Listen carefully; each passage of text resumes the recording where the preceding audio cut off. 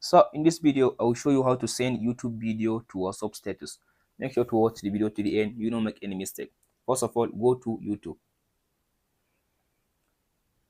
After you open YouTube, all you have to do, go and search for the video that you want to send to your WhatsApp status. So let's say I want to send this video to my WhatsApp status. So tap on this video. So after you open up the video, all you have to do, just tap on this share button.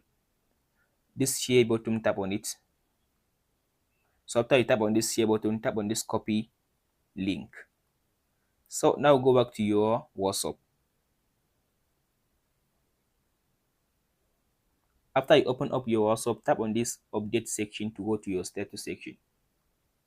So in this section, tap on this little icon on pencil.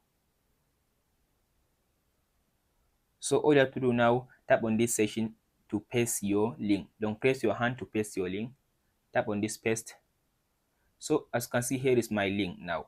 All I have to do now, tap on this. As you can see, the link, it come with just it's come with its thumbnail. All you have to do, just tap on this send button.